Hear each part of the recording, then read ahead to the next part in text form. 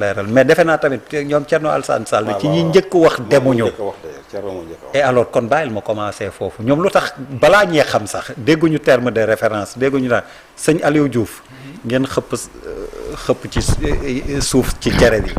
non du xëpp suuf. on a voulu rester cohérent et sérieux. damay fàttali ne dañuy dem élection présidentielle. le comité du dialogue national. de 2009 invité candidats yi. ne ñu ñëw ñu soumettre leen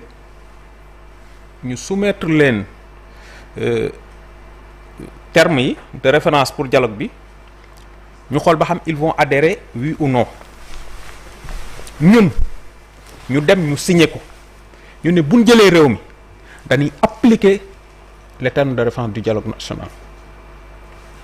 Diomaye président son actuel conseiller juridique Sidi Alpha Ndiaye moo ko représenté woon signé ko sans réserve ñu ne kon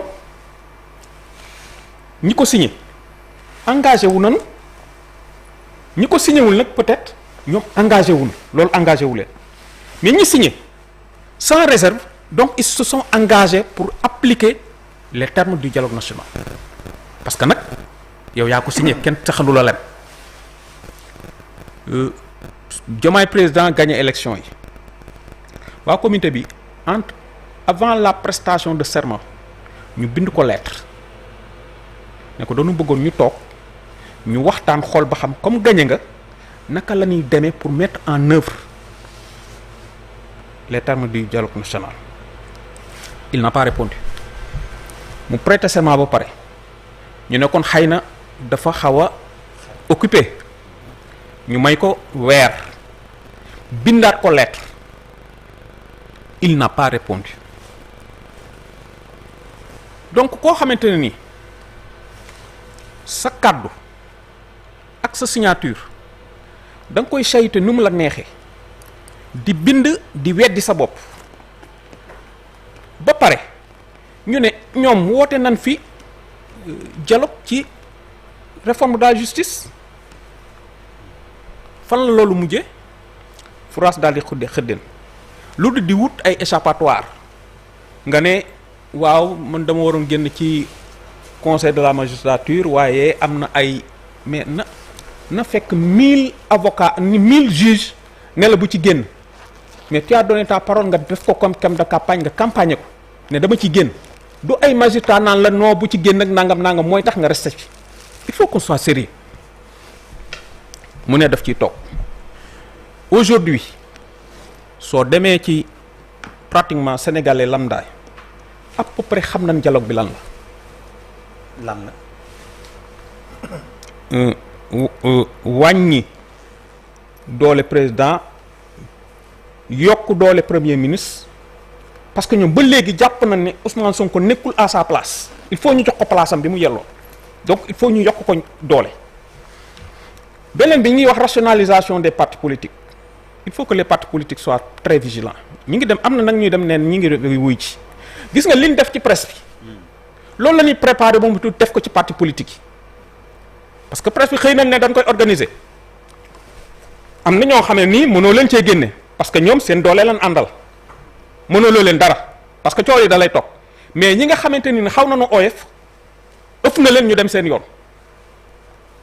parce que nag saa waay dans ce pays là bu ñu demee bay valider benn chaîne bu naan Xalaat TV qui a mis le feu dans ce pays là ñëpp xamoon fekke nañ les événements 2021 Xalaat ke di wax dem leen nga attaqué fii dem leen ngeen attaqué fii dem leen ngeen attaqué fii songu leen fii policiers yi ñëw fekk leen fa am beneen groupe bu wiir ci ginnaaw dem taal fii c'est ce médium là qu'on a validé am yeneen yoo xamante ne ni musuñoo taal musuñoo wax dara ñu écarté leen ñun on soupçonne que ne loolu lañ bëgg defaat tamit ci parti politique yi xool ñi nga xamante ne ni peut-être xëy na ñoom mën nañ leen a ñu ëff leen ñu jàll ñu may ñi ci des ñu bàyyi leen ñu jàll bi ci des pourquoi on va pas à ce dialogue là le premier ministre dafa taxaw traiter tout le monde de résidu or nonobstant raison yi nga xamante ne jox naa leen ne ñoom am nañ de la matière ils ont de la matière li xale yi wax ne dialogue bi mënoon nañ ñu ko vocal rek jarul woon woote ay kii dem séminaire joxe ay nangam mënoon ñu ko vocal rek parce que loo xamante yow wax nga ko ba pare le président ne va pas sortir du conseil du haut conseil de la magistrature c'est dit da ngay wàññi pouvoir am yokk pouvoiru ñeneen ñi premier ministre notamment assemblée nationale ñun ne la yow bala ngay def ci yooyu yëpp yow nekkal à niveau xam nga ñoom doon taxaw ñu ne ñu économiquement on est à 4 niveaux sous terre mais institutionnellement parlant on est à sous-niveau sous terre nan ñëw à niveau ba pare ñu doog a wax nan lan la ñuy teg ci kaw wax nañ ko léegi Badara c'est dans ce pays en 2025 ñuy poser débat liberté individuelle je pense que ne loolu mënul nekk échec bu gën a graaw loolu parce que li mu fi xeex yëpp ak li mu fi diggee yëpp ñoom ñu toog 2025 un débat sur les libertés individuelles war a posé wu ci réew mi loolu défaite mënu ko weesu c'est une grosse défaite ñu biñ toogee léegi hormis marche bi valide bi autorisé tey ñaata marche lañ fi autorisé man ci li ma jàpp 7 demandes benn lañ ci autorisé wala 2 si lu ma jàpp te Ousmane Sonko taxaw fii ne marche moom jarul sax laaju sax autorisation dañuy marche parce que dañ leen di yëgal kese ki waxoon loolu tey moo ñëw loo déposé mu ne la non autorisé donc dafa am yu nga xamante ne nii moo fi nekk le parlement nañ ci wax le bâillonnement systématique bi nga xamante ne nii nit ñi ñu ngi ko fii subir au parlement fii lañ gis ordre de passage sax le président s'est permis di falsifier ordre de passage des députés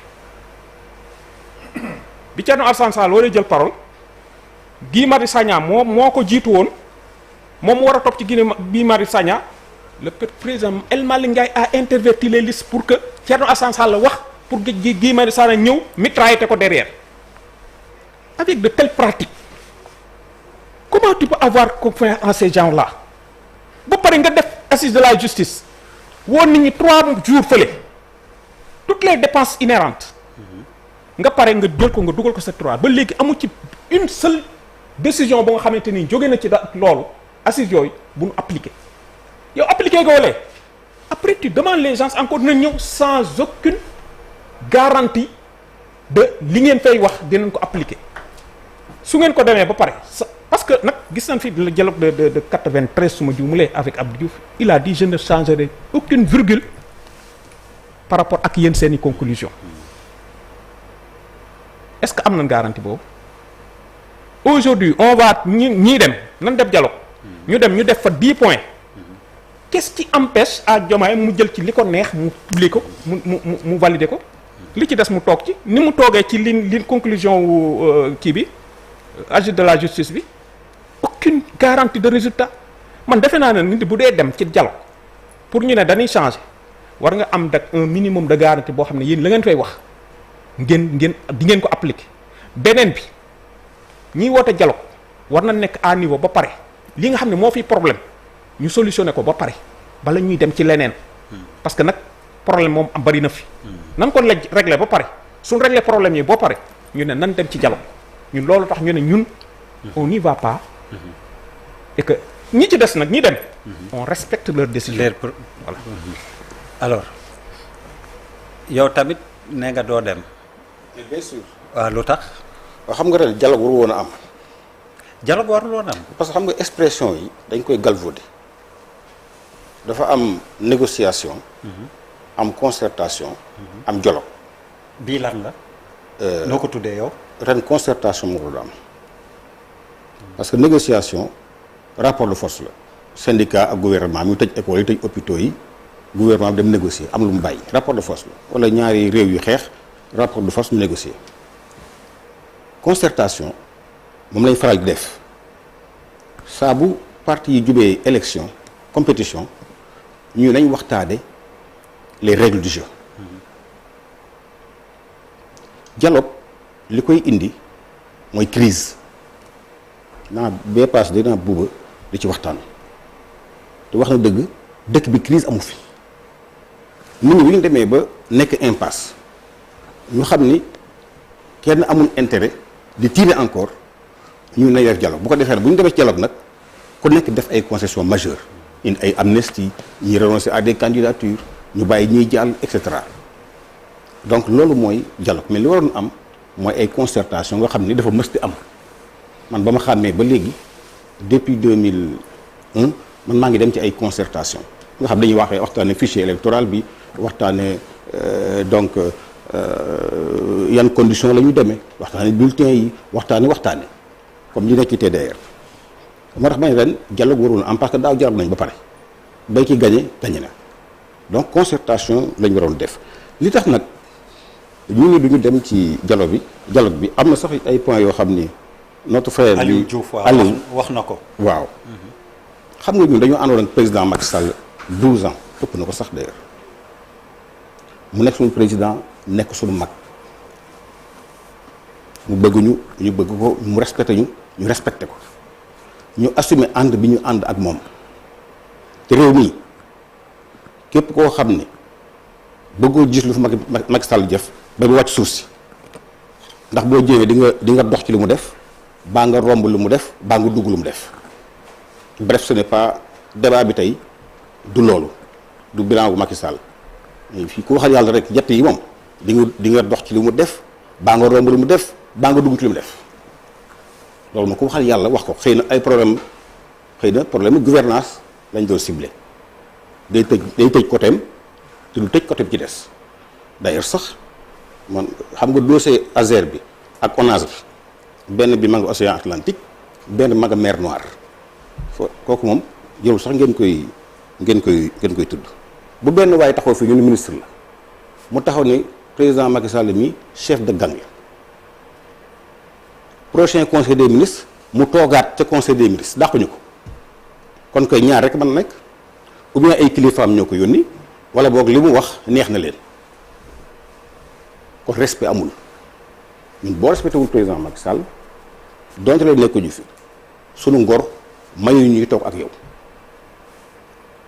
bi ci tegu nga dem assemblée Ousmane Sonko traité nañu résidu maanaam tekku leen dara te loolu amul parce que attention dañoo dem élection 2,4 millions Sénégalais voteel Diomaye 2,50 millions Sénégalais voté wuñ ko mu am gabu 400 000 nga ne ñooñu ay résidus lañu ñu demaat élection 1,950 millions Sénégalais voteel Pastef 1,6 millions Sénégalais voteel ñi ci des nga ne ñooñu résidus lañu majorité bii nekk assemblée du majorité sociologique majorité politique la issue d'un mode de scrutin inéquitable parce que kenn mënul comprendre 1,900,000 voix nga am 130 députés 1,600,000 voix ñu am 35 députés loolu ñun ñëpp Ousmane Sonko ñun ñëpp dañu koy dénoncer ndax système bu ñu fi defoon la pour conserver une majorité mais bu doon proportionnel intégral du demee noonu donc loolu ñun boo ñu traité résidu duñu toog ak yow bi ci tegu wax naa ko sànq dëkk bu amul dëkk d'abord bala nga woote dialogue da ngay defar justice lii ñu fi pointé sànq dama ci dellusiwaat d'ailleurs sax en passant rapport Cour des comptes bi 187 pages la 85 recommandations tudduñu ci benn ministre moo tax kii ñuy wax complicité parce que tudduñu ci benn ministre bon Ismaïla Madior Fall aussi xam nga boo nekkee ministre ñu fëgg nga recevoir ko mu jël xaalis jox la ko ah mais da nga koy delloo c'est ça qu'il a dit woowul waa ji da ko indil ma xaalis bi te moi je trouve qu'il a été très honnête mënoon na ko weddi boo ko fekk foo am preuve bi c'est tout bi ci tegu donc mooy presse bi nga xëy ni ñuy def ay convention exécuté ngeen doo leen fay ana xaalis boobu fu ñu ko def te ñu wotoon ko ci budget bi appui à la presse nga téye ko ana xaalis boobu nekkoon ci budget bi fan lañu ko def bu ñu ko defee feneen détournement d'objectif la te xaalis boobu appui à la presse parce que man régime bi j'ai très peur de son rapport aux ressources publiques dafa mel ni xaalis bi waa projet bi ñoo ko moom non Assemblée nationale moo voté appui à la presse dañ leen ko war a jox ñaanuñu leen ko lebuñu leen ko saraxuñu leen ko dañ leen ko war a jox dañ ko bind ci bii comme ni ngeen ni ñuy voté seen i salaire bi ngeen di ko jël parce que presse bi dañ ko reconnaître ni day def donc dañ ko délégué une mission de service public à ce titre là dafa am droit ci ay subventions comme école privée yi boo amee reconnaissance da nga lay jox dañ lay jox subvention kon xaalis boobu tamit dañuy wax fan nañ ko dugal nañ ko jox presse bi parce que ñoom ñoo ko moom te en même temps jël benn 5 milliards boo xam ni pour vous dire dem jox ko ay xale yoo xam ni dañuy wax ni xaw ma dañu doon xeexal projet bi et en catimini yooyu la ñuy pointé léegi nag mu am APR démb lay doog a jot ab boobu mi ngi koy wax léegi démb lay doog a jot invitation APR c'est le premier parti de l'opposition ñu wax dëgg tey bu fekkoon tey chef de l'opposition day am waa APR la parce que ginnaaw Pastef ñoom ñoo fi ëpp c'est ça la vérité pour vous dire que voilà nit ñi respecté wuñu sax li ñuy wax les non-dits xam nga président Diomaye dafa taxaw def campagne ñu amoon 100 candidats ñëpp Sénégal yi bàyyi leen fii parce que dafa taxaw di ku leen day ñu ne ko yow ku ngeen wóolu ñu ne ko yow kuy jàpp sàcc ñu ne ko yow mahaza et cetera xam nga ñu ko lii lan la c'est quoi mooy lii lan waaw mahaza mooy lii lan ci arab ci arab waaw mahaza voilà parce que boo koy coolof day rythme voilà te du baax moo tax ñu mahaza ñëpp jël jox ko mu taxawaat ne je jure de remplir fidèlement la charge de président de la République bu ko waat parce que haute trahison bu ñu koy arrimé dañ koy arrimé ci serment li nga waat foofu ñu ci haute trahison mu xëy toog ne way je n'embrasse pas trop comment nu ma ko expliqué noonu ay embrasse ak ay étreint. waaw mais man boobu noonu honnêtement expression boobu wax fa dëgg yàlla moi en fait moi je. non noonu la ni nga ko waxee noonu la nan la ko waxee woon. qui trop embrasse. tubaab dañu qui trop embrasse. mal étreint. mal étreint. oh. ni nga ko waxee noonu la. waaw. maanaam mais boo ko doon tekki. waaw maanaam xam nga kii moom. lii taabal bi su ma ko bëggoon a sànjaafu du sotti. maanaam day embrasse rek lay waaw léegi. ñu lay fay. ku ko fi commenté article 80. yow ñu fay la 12 millions salaire jox la kër. waaw non mais. bàyyi ñëw fa laay définir ñu embrasse kii bi. embrasse moom laa la pour maire bi nekk ci kër gi di seetaan non dëgg la. trop embrassement waaw dëgg la. li mu bëgg li tubaab bëgg wax foofu. waaw maanaam non c'est important. suñu gars yi dañu bëgg a xam dëgg la. li tubaab bëgg wax foofu. waaw. maanaam.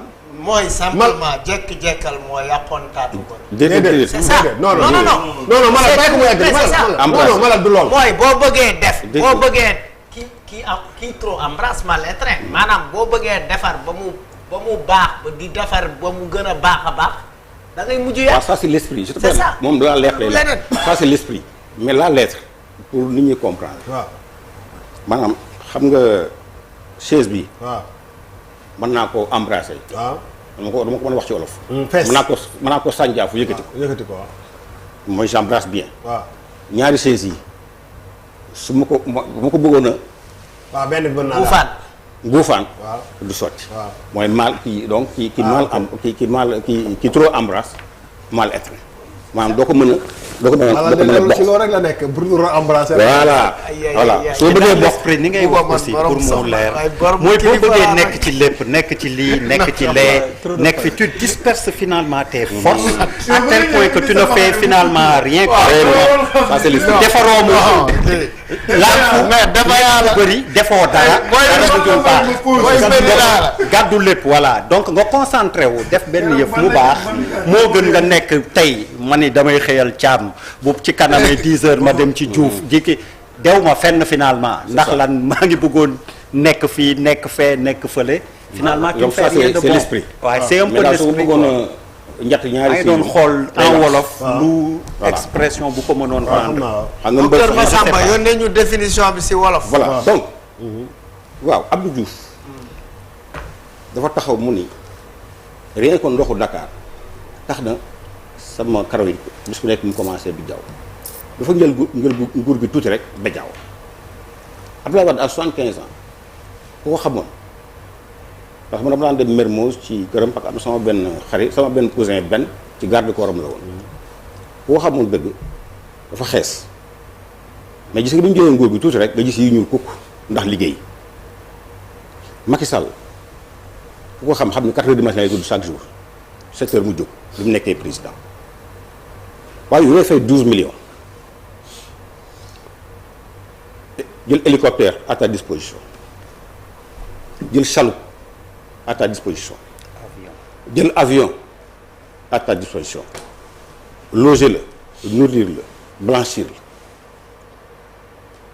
la nga doo embrasser non président baal ma ngay embrasser ah. yow trop embrassé la wax. non day embrasser parce que non day embrasser. loolu rek trop embrassé la. non day waaye ñu ngi noonu embrassé mooy ñëw ci yow. waaw donc yow mu taxaw ne. je veux des ministres je veux des ministres forts. des DG forts. loolu c'est dangereux pour l'administration. mais loolu mooy xam nga lan. loolu c'est dangereux kii trop embrassement la xam nga mooy la. bàyyi ko loolu. mooy ah mënoo tëgg tam di wokk sa xol. waaw c'est l'esprit quoi. avancé mooy tamit xoolal fi mu mooy tamit mooy tamit avancé non c'est ça mooy mënoo dàq ñaari mais continue mais d'accord. mais Bouba tu peux ne pas mais être malal d'accord. mais on l'avait dépassé waaye tamit ma la koy wax. waaw bàyyi ko mu continuer pour boo ma coupé rek day on l'avait dépassé waaw. alors fu ci napp waxee. waaw on a eu du mal à l'expliquer en nga wolof. bëggee mais kottu bon, daal kii les gens ont compris waaw. waaw waaye mënu ma ko boole ak buuba. waaw ma kott leen. waaw loolay signifié. waaw. ñoom ñaar mu mën a kott. alors suñu la joxee avantage yëpp en tant que président de la République nga juré ne di nga remplir fidèlement la charge.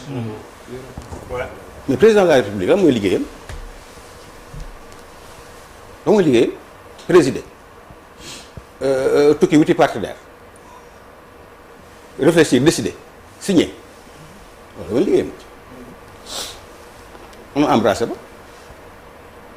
président de la République bureau moo war a nekk daanaka këram parce que c'est pas pour rien ñu lay fay 12 millions c'est pas pour rien boo tasee booba ñu ne ko booba wàccal tali bi président Diallo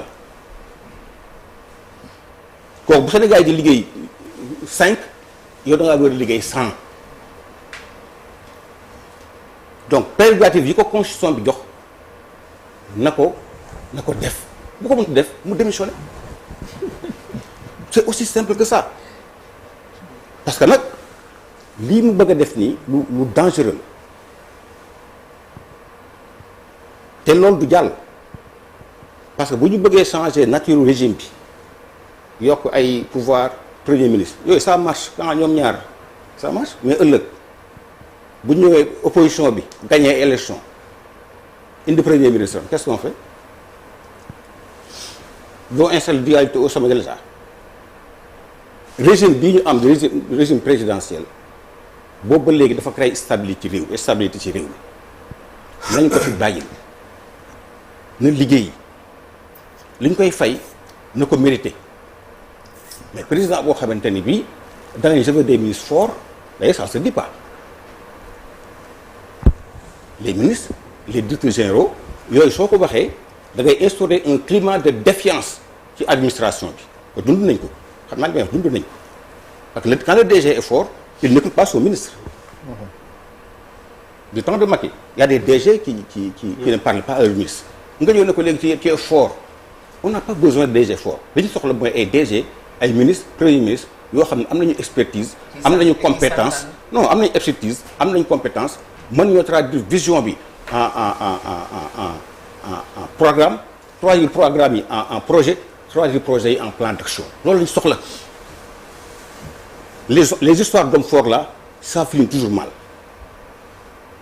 donc ñu wax président Diomaye li nga xamante ni bii Sénégal yi sant nañ ko mooy 5 ans yi na nekk président de la République parce que kenn soxla ko suukar pour mu dem nekk candidat état sama xaritoo ak buuba yooyu état yoo newu ci la constitution est au-dessus de tout le monde na respecte constitution bi bu fekkente bi wax dëgg yàlla président da ko sonal mu démissionné Sénégal yi seetaan keneen mu fal ko ñu bëgg nag nekk ca palais ba jël responsabilité jox ñeneen bëgg a dàq ay ngale ci napp ay lëppa lëpp ak dàq ay weñ loolu kenn du ko nangu.